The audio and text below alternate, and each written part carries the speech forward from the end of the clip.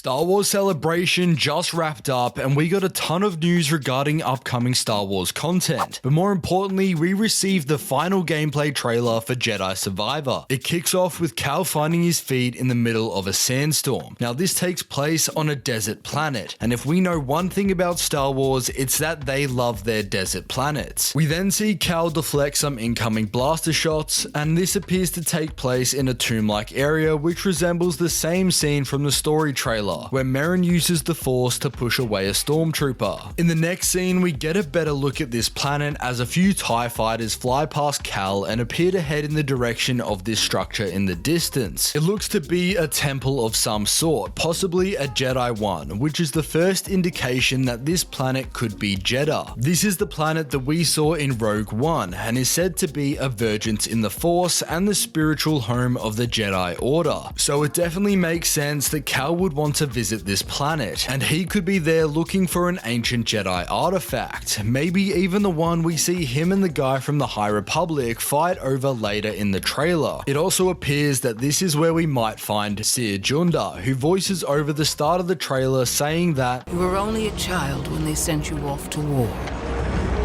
Now look at you, the weight of a galaxy on your shoulders."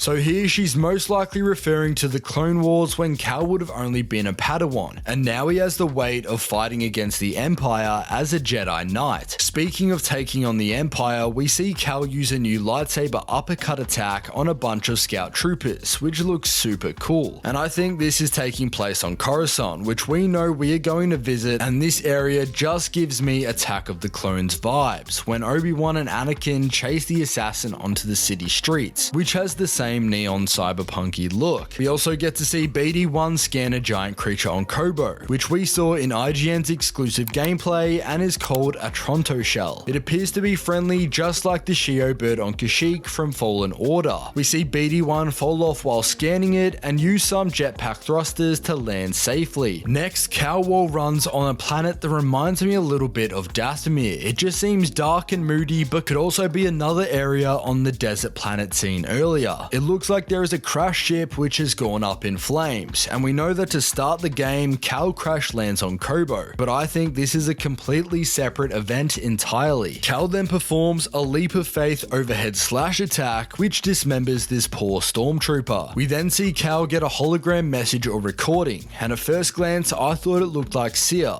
but she's bald now. So unless this is an old recording of her, I genuinely am unsure who this could be. It looks like we're going to be able to ride on speeder bikes, as we see Cal send this scout trooper flying towards an incoming TIE, which is just the sort of violence you want to see. Honestly, more of this please. We get to see the same shot of Cal aboard the patrol ship in Coruscant, and we then flash to the Jedi Temple, which following the events of Order 66 has turned into Palpatine's Imperial Palace, because slaughtering all the Jedi clearly wasn't enough for him. He had to turn their temple into his own personal 5-star hotel. I really hope we get to check it out in game and see what he's done with the place. It then fades to a group of troopers and we jump to Merrin, Grease and our new companion Bode Akuna all aboard the Mantis on what looks to be a snowy planet. Cal and Bode also dap each other up inside of Grease's cantina, which is going to function as one of our main hub areas in Jedi Survivor, and then we cut straight to the Rancor boss, which we saw for the first time in the preview event held in Los Angeles the other week, and I actually can't wait to fight this thing. It's gonna be elite. A returning boss appears to be the AT-ST, which is fighting Cal in the middle of that sandstorm we started the trailer off with. And in Fallen Order, after taking out the mech, the Imperial driver would jump out and from here you could kill him. But this time round, it appears that we can jump the gun, literally, and land on the roof of the AT-ST and use the Force to send the driver flying 10 feet in the air. And they definitely weren't joking when they said that this game was gonna level up its brutality. Like, Cal is honestly just a straight up savage now. We see the companion combat system in display with Merrin, who is wielding her new staff, as her and Cal take out this security droid on the same desert planet. And if we pause it here for a second, we can see this giant statue laying on its side. And where have we seen something like that before? Well, on Jeddah. This is also where we see the pair fight this thing. I don't even know what to think this is. Unless Cal has somehow stolen the Allspark, I've seriously got no clue. But it does seem that Merrin and Cal both use their powers to take it out, and we can see the Night Sister magic in full effect with all the green trails going on. We then cut to some sort of moon base where we have to face off against Ravis, who is the leader of the Bedlam Raiders and is a Gendai. I previously mentioned it, but Gendai are essentially the strongest